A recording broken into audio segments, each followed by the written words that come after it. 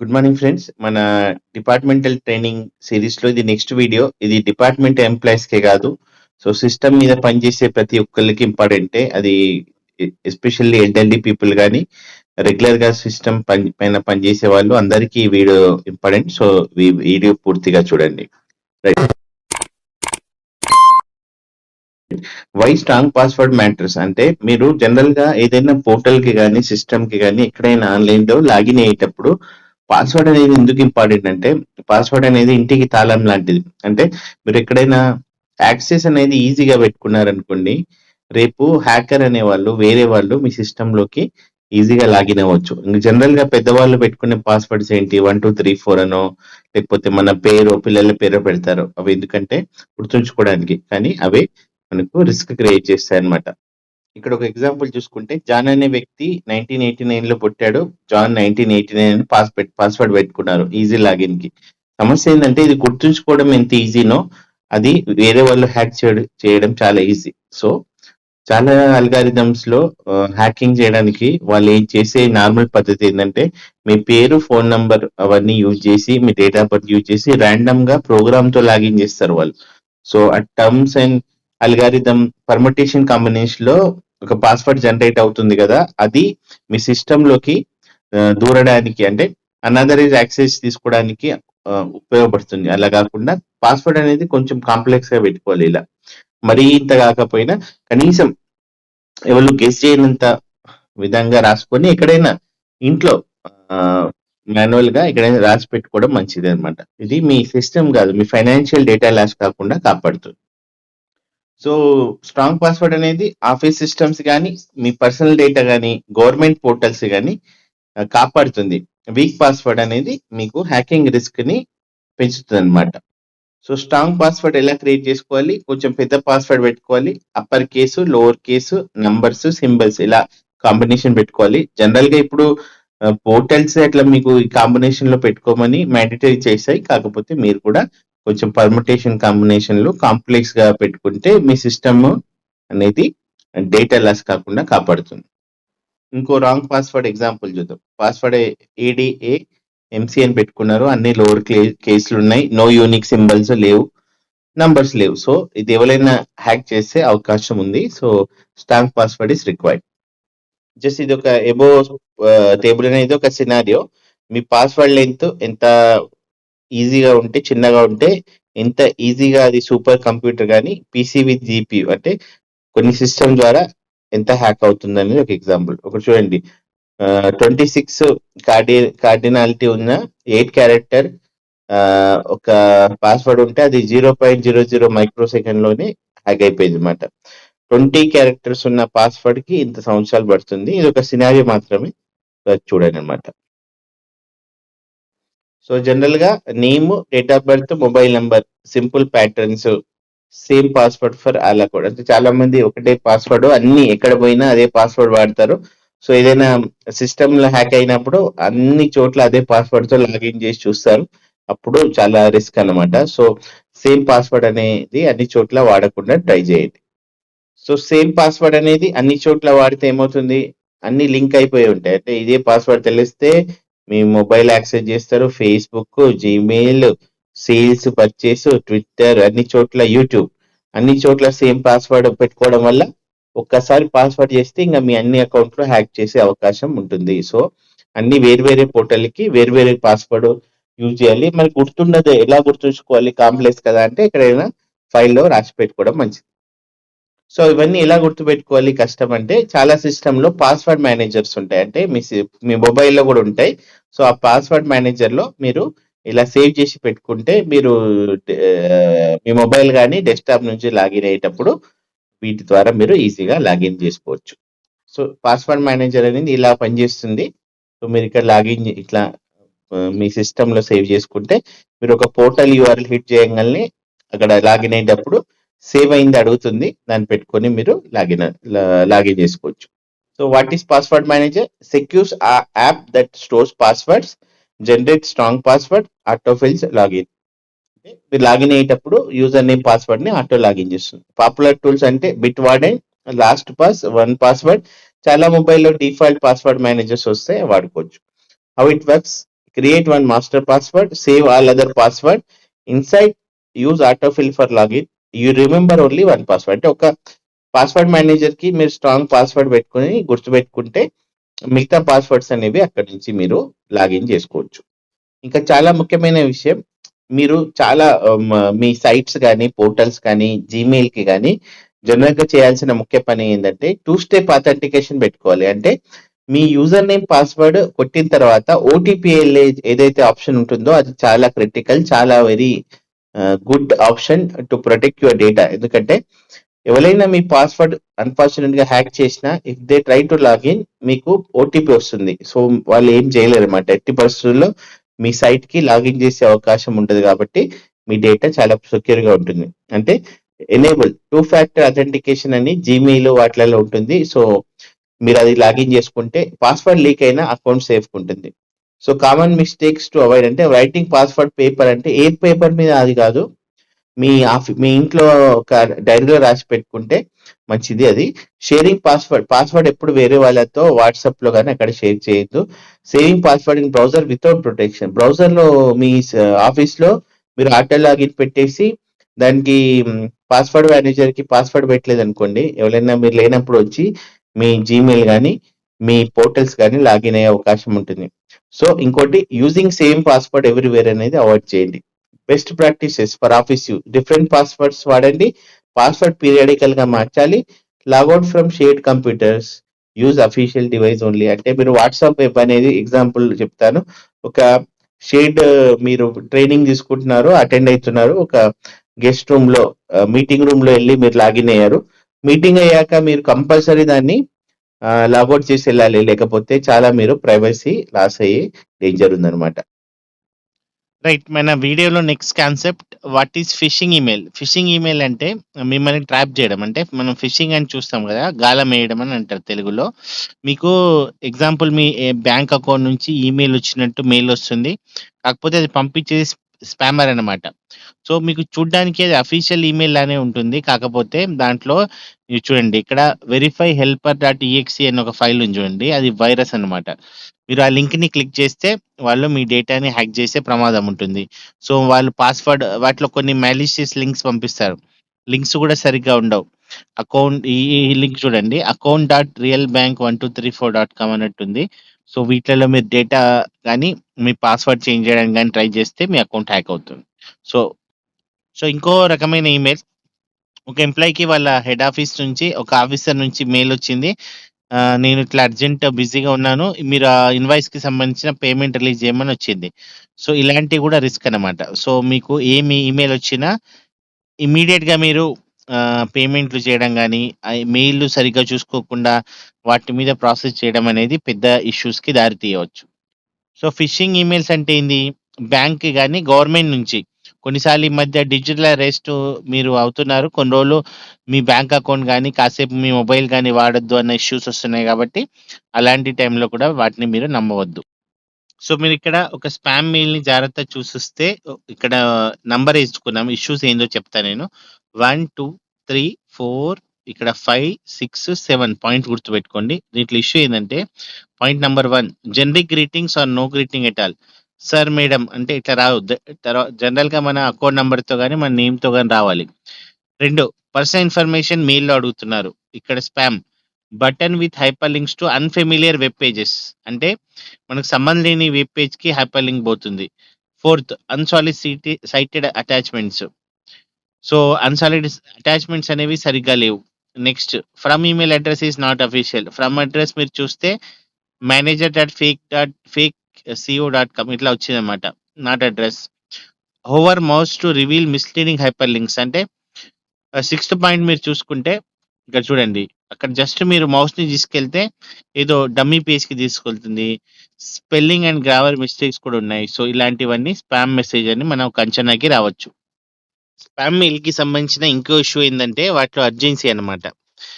General గా ఏదో issue ఉంది, నెగిటివ్ కాన్సిక్వెన్సెస్ గురించి బాగా మెయిల్స్ లో మాట్లాడి మీకు పానిక్ చేసి డేటా లాగే అవకాశం ఉంటుంది, కాబట్టి అలాంటి మెయిల్స్ పట్ల జాగ్రత్తగా ఉండాల్సిన అవసరం ఉంది. సో ఫిషింగ్ ఈమెయిల్ గురించి చూస్తున్నప్పుడు కింది విషయాలు జాగ్రత్తగా చూసుకోవాలి. అర్జెంట్ యాక్షన్ రిక్వైర్డ్ అంటే మీ అకౌంట్ బ్లాక్ అవుతుంది అన్న వార్నింగ్ ఇలాంటివి. Unknown or suspicious sender, fake links, spelling, grammar mistakes, unexpected attachments. So, ఇలాంటివి జాగ్రత్తగా మీరు చూసుకోవాలి.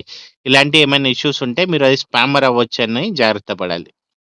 జనరల్‌గా మీరు సెండర్ అని ఎవరైతే మెయిల్ సెండ్ చేశారో వాళ్ళని జాగ్రత్తగా చెక్ చేయడం చాలా ఇంపార్టెంట్. ఎందుకంటే సపోజ్ మీకు ఎస్‌బీఐ నుంచి మెయిల్ వచ్చిందనుకోండి. నేమ్ ఉండి @sba.co.in అని ఉంటే మోస్ట్‌లీ అది మీకు ఎస్‌బీఐ నుంచి వచ్చిన మెయిల్ అయ్యి ఉండొచ్చు. అంటే అలానే మీకు ఎస్‌బీఐ -1, -2 _1 ఇలాంటివి వస్తే జాగ్రత్తగా ఉండాలి. ఇంకోటి ఆర్‌బీఐ లాంటి బ్యాంక్స్ అవి బ్యాంకర్స్‌కి బ్యాంక్ కాబట్టి జనరల్‌గా ఎవరికీ మెయిల్స్ పంపియవు.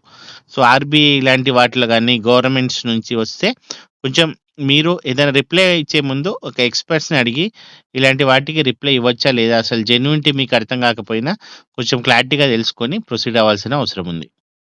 సో, మీకు జనరల్‌గా వచ్చే మెయిల్ @gov.in, sbi.co.in అయితే అఫీషియల్ అవ్వచ్చు. జనరల్‌గా అఫీషియల్ అడ్రెస్‌కి @gmail.com, hotmail.com అలాంటివి ఉండవు. Over the link before clicking.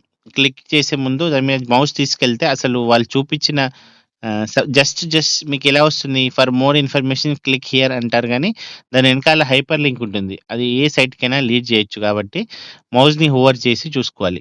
జనరల్‌గా మీరు ఏమన్నా ఉంటే లింక్స్ క్లిక్ చేయకుండా అఫీషియల్ సైట్స్‌కెళ్ళి ఇన్ఫర్మేషన్ చూసుకోవాలి. ఎప్పుడు పాస్వర్డ్ గానీ, ఓటీపీ గానీ, బ్యాంక్ డీటెయిల్స్ కానీ, పర్సనల్ సెన్సిటివ్ డేటా ఎవ్వరికీ పంపియద్దు. జనరల్‌గా ఏ బ్యాంక్ కూడా మీకు ఇలాంటి ఇన్ఫర్మేషన్ ఓవర్ ద మెయిల్ అడిగే అవకాశం లేదు. సో, ఏదైనా అటాచ్‌మెంట్ ఓపెన్ చేసేటప్పుడు జాగ్రత్తగా ఉండండి. జనరల్‌గా .exe, జిప్, అన్నోన్ పీడీఎఫ్‌ని ఓపెన్ చేయొద్దు. జనరల్‌గా ఓపెన్ చేయాల్సొస్తే యాంటీవైరస్‌తో స్కాన్ చేసుకోవాలి. కన్ఫర్మ్ సెండర్‌కి ఓవర్ ద ఫోన్ మీరు ఫోన్ చేసి తెలుసుకోవచ్చు. యాంటీవైరస్ అనేవి చాలా ప్రధానము. మీ సిస్టమ్‌లో యాంటీవైరస్‌లు ఇన్‌స్టాల్ చేసి పెట్టుకోవాలి. అది మిమ్మల్ని చాలా ఇష్యూస్ నుంచి కాపాడుతుంది. మీకు ఒకవేళ రియల్ టైమ్‌లో ఒక మెయిల్ వచ్చింది. Your salary account will be blocked. Click here to update password అని వచ్చిందనుకో, జనరల్‌గా ఇది ఫిషింగ్ ఈమెయిల్ అని మీరు ఎక్స్‌పెక్ట్ చేయొచ్చు. సో, జనరల్‌గా ఫిషింగ్ ఈమెయిల్ వస్తే ఏం చేయాలి? అసలు ఓపెన్ చేయొద్దు. దాన్ని డిలీట్ చేయడమే ఉత్తమం. అఫీషియల్ పోర్టల్‌కి డైరెక్ట్ లాగిన్ చేసుకోవాలి. ఆఫీస్ నుంచి వాటిని వెరిఫై చేసుకుంటే మిమ్మల్ని సేఫ్‌గా ఉంటుంది. సో, ఫిషింగ్ ఈమెయిల్ వచ్చినప్పుడు నేను చెప్పినట్టు లింక్స్ ఓపెన్ చేయొద్దు. అటాచ్ కూడా చేయొద్దు. డౌన్‌లోడ్ కూడా చేయొద్దు. సో, డిలీట్ ఈమెయిల్ అని నేను చెప్పినట్టు. మీరు ఓపెన్ చేయకపోయినా డౌన్‌లోడ్ చేద్దామని ట్రై చేసినా అది మీ సిస్టమ్‌ని హ్యాక్ చేయొచ్చు. సో, జాగ్రత్తగా ఉండాలి. సో, ఫైనల్‌గా ఫిషింగ్ అంటే fake email to steal data. దాన్ని ఫిషింగ్ అంటాం. సెండరు, లింక్, లాంగ్వేజ్ చూసుకోండి. ఓటీపీలు, పాస్వర్డ్ షేర్ చేయొద్దు. ఇలాంటి మెయిల్ వస్తే ఇమ్మీడియేట్‌గా పానిక్ అవ్వద్దు.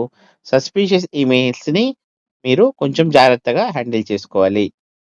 మన వీడియోలో ఉన్న నెక్స్ట్ కాన్సెప్ట్ ఏందంటే కాన్ఫిడెన్షియాలిటీ. కాన్ఫిడెన్షియాలిటీ అంటే గోప్యత అన్నమాట. సో, మీకు ఒక సెక్షన్ గాని ఏదైనా వర్క్ చేస్తున్నప్పుడు ఆ డేటా మీరు కాన్ఫిడెన్షియల్‌గా ఉండడం చాలా ఇంపార్టెంట్. ఎందుకంటే చాలా సందర్భాల్లో ఇన్ఫర్మేషన్ లీక్ అయితే జాబ్ పోయే ప్రమాదం కూడా ఉంటుంది. ఎందుకంటే ఎగ్జాంపుల్ మీరు ఎగ్జామినేషన్ సెక్షన్‌లో అలాంటి వాటిలో క్వెషన్ పేపర్ సెట్ చేసే డిపార్ట్మెంట్‌లో ఆ సెక్షన్‌లో అకాడమిక్ సెక్షన్‌లో ఉన్నప్పుడు కాన్ఫిడెన్షియాలిటీ మెయింటైన్ చేయడం అనేది చాలా ఇంపార్టెంట్. ఎందుకంటే అది ఒక ఇన్‌స్టిట్యూట్‌కి సంబంధించిన గోప్యతను కాపాడుతుంది. రైట్. ఎగ్జాంపుల్స్ ఏంటి? ఎంప్లాయీ రికార్డ్స్ ఉంటాయి. Salary and pension data, Aadhaar, personal details, official correspondence, tender financial data అనేది ఇంకా కామన్ ఎగ్జాంపుల్ మన ఆఫీస్‌లో ఇవి కాన్ఫిడెన్షియాలిటీ కింద వస్తాయి. Along with question papers and answers information. So, me recent టైమ్‌లో చూశారు. ఎగ్జామ్ పేపర్స్ గాని, క్వెషన్ పేపర్ లీకేజ్ వ్యవహారం అనేది చాలా డేంజర్ అన్నమాట. అంటే అది ఇప్పటికి ఒకసారి తప్పు చేస్తే మళ్ళీ అది బయటికి తెలియకపోవడం అని ఉండదు. ఏదో ఒక రోజు బయటకొచ్చినప్పుడు మాత్రం సీరియస్ కాన్సిక్వెన్సెస్ ఉంటాయి. అంటే మీరు కావాలని చేయకపోయినా మనము కాన్ఫిడెన్షియాలిటీ మెయింటైన్ చేసే దాంట్లో ఏదైనా మెజర్స్ ఫెయిల్ అయ్యాయనుకోండి, అప్పుడు ఆ సెక్షన్‌లో పనిచేసిన వ్యక్తి మీద పడుతుంది కాబట్టి, మనము పనిచేసిన రోజులు ఆ సెక్షన్‌లో కాన్ఫిడెన్షియాలిటీ అనేది మెయింటైన్ చేయడము మన చార్టర్ ఆఫ్ డ్యూటీస్ కింద వస్తుందన్నమాట. సో, మనం చెప్పినట్టు ఏం చేయాలి? డేటా అథరైజ్డ్ స్టాఫ్‌కి ఇవ్వాలి. సిస్టమ్ లాక్ చేయాలి. పాస్వర్డ్స్ జాగ్రత్తగా పెట్టుకోవాలి. ఫైల్స్ అనేవి సెక్యూర్‌గా పెట్టుకోవాలి. డిపార్ట్మెంట్ అంటే యూనివర్సిటీ గాని, డిపార్ట్మెంట్స్ కానీ గైడ్‌లైన్స్ ఇస్తే దాన్ని ఫాలో అవ్వాలి. సో, సిస్టమ్‌లో అఫీషియల్ సిస్టమ్సే వాడాలి. రోల్ బేస్డ్ యాక్సెస్ అంటే ఎంతవరకు చూడాలో అంతవరకే మీరు చూడాలన్నమాట. మీకు ఒకవేళ ఒక ఎగ్జాంపుల్ అనుకుందాం. ఒక ఆఫీస్ సబార్డినేట్‌ని ఒక క్వెషన్ పేపర్ ఫోటో కాపీ తీసి జాబ్ ఇచ్చినప్పుడు ఆయన జాబ్ ఆ ఫోటో కాపీ తీసేంత వరకే.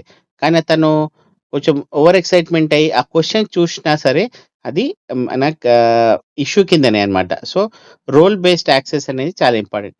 Avoid downloading sensitive data unnecessary. మీ దగ్గర సపోజ్ ఒక సెక్షన్‌లో మీరు ఆధార్ బేస్డ్ డేటా ఎన్రోల్ కింద పనిచేస్తున్నారు.